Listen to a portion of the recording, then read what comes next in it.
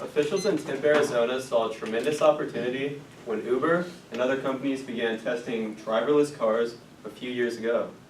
And they decided to get their foot in the door early on this new wave of autonomous vehicles and this new technology. And they decided to let Uber use their community of Tempe, Arizona as a stage of experimentation in this new implementation process of autonomous vehicles. However, things went horribly wrong on March 18, 2018, when 49-year-old Elaine Herzberg was struck and killed by an autonomous Uber vehicle while she was walking home from work. This is the first pedestrian-related death with this new technology, and it brings up the importance of ethics and business decisions, particularly with technology.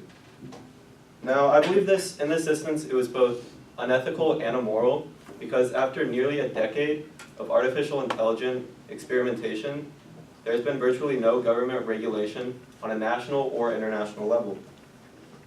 So today we use artificial intelligence everywhere. With our smartphones, our tablets, our computers, our TVs, it's all around us. And whether you like it or not, it's exploding at a rapid pace, exponentially, that will affect the global market inevitably. However, this opens the door for cyber terrorism, human outsourcing, and superhuman intelligence. So the three things I'm going to talk about today are how artificial intelligence is growing exponentially, and what is at stake with no regulation. I'm going to talk about the evolution of artificial intelligence, where we are now, and where we will be in the future, and what we can do to prevent danger today. So I believe we should push for stricter regulation of artificial intelligence on an international level. The first thing I want to talk about is just what is at stake by not regulating this as strictly as possible. The essence of humanity will be extinguished from the world if we do not push for stricter regulation. The belief system we share as human beings with values of morality, character, passions, emotions, and life itself are dependent on the legitimacy of our essence as human beings. Now, artificial intelligence may be in its preliminary stages, but it is no joke. Most jobs will be done by robots within 30 years, says Professor Moshe Vardi of Rice University, leading to unemployment rates greater than 50%. And to give you a look of what this stacks up to today, our unemployment rates are below 4% right now. And if that doesn't scare you, then this fact will. In 2013, two researchers talked with hundreds of top AI experts on when they believe that we will be able to surpass human intelligence with this technology. And the median response was by 2040, just 21 years from now. If we got to this point, there'd be the minuscule chance of pulling the plug from the operation. The way that AI works is it is programmed to improve itself, and it would almost certainly do this, becoming more smarter and smarter with no chance of stopping it from becoming more smarter. This opens the door for autonomous weapons and superhuman killing machines when it's in the hands of the wrong people. I'm going to take a step back and talk about the evolution of artificial intelligence based on three stages: the oracle stage, the genie stage, and the sovereign stage. So the first stage I'm going to talk about is the oracle stage, and we've already surpassed this. This is when an artificial intelligent being is able to answer questions with a good degree of accuracy, and we can see this with applications such as Siri, Alexa. The next stage is the genie stage. This is when an artificial intelligent being awaits any commands and proceeds to do the next command. This is seen in our cyber defense with drones. Then the last stage is the most scary. This is the stage of no return, the sovereign stage. This is when a super intelligent robot or artificial being is assigned an overarching goal and then allowed to operate in the real world and do whatever necessary to accomplish that said goal. So Stephen Hawking summed this up in a profound quote. Quote, "A super intelligent AI will be extremely good at accomplishing its goals. If those goals aren't aligned with ours, we're in trouble." So what can we do? To secure the essence of humanity in our world, I propose 3 solutions. We stop the evolution of AI altogether. We could strictly regulate AI with top officials from all around the world. Or we could create technology that allows us to live and think on the same level as artificial beings.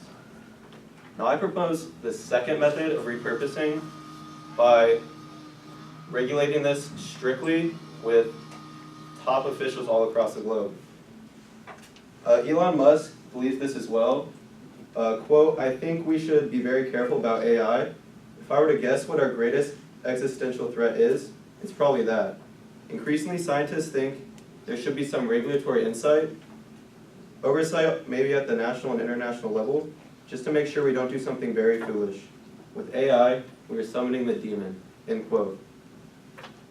So, just like he said, I believe there should be international oversight.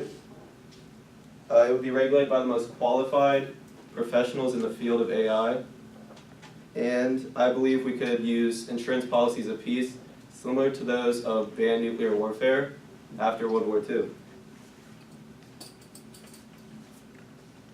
So I want you guys to imagine a world where superhuman machines exist with us, and they're so ingenious that we would never be able to comprehend what they're able to do, even with a provided explanation. If we were knocked down a notch on the totem pole of life, what would Earth look like? Would the global market be decimated with this new era of AI automation? Would we be in apocalyptic conditions with countries fighting other countries with superhuman robots? Or would the essence of humanity cease to exist on Earth with superhuman intelligence roaming over the dead bodies of men, women, children, teachers, classmates, friends, and family? This is why we must prevent the current inevitability of superhuman intelligence by regulating this strictly on an international level. If we do not take a step back and look at the path we are going down, we will not just outsource jobs due to technology, but we will outsource humanity due to superhuman intelligence. Thank you.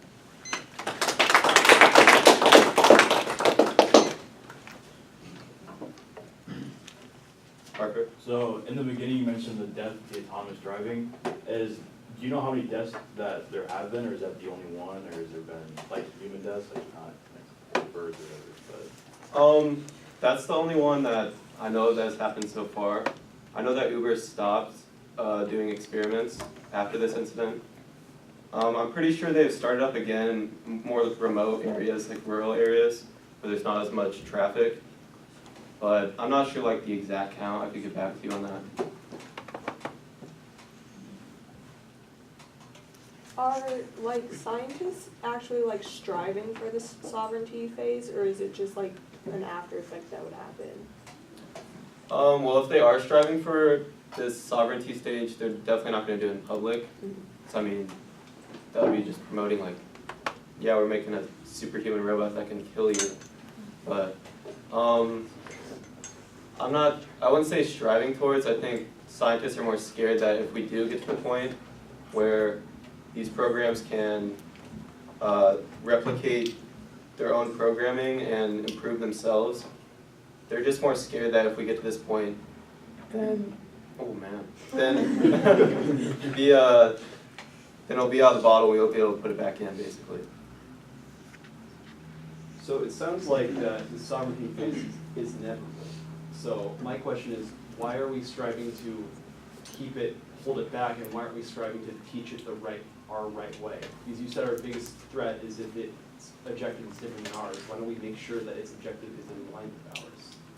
We have been doing that recently with Sophia the robot. I don't know if you're familiar with this robot. The one that a bunch of trollers made to say some really funny things. Yeah, so she can think on her own, and she's actually developing emotions.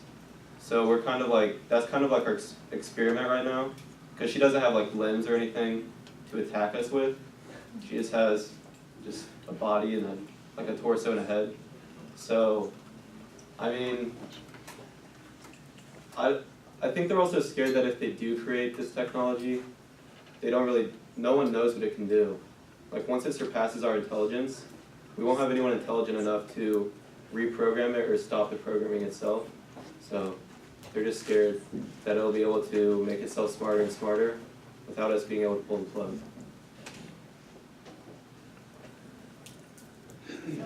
So, like, how do you know that, since it's kind of just all speculation, how do you, like, know it's gonna overcome, like, solve? Well, just based on what these top scientists are saying, it's obviously something we should be aware of and something that we should regulate now. I mean, it all is speculation, but if this technology is, as they say it is, coming up in 21 years, then we should just be ready for the worst.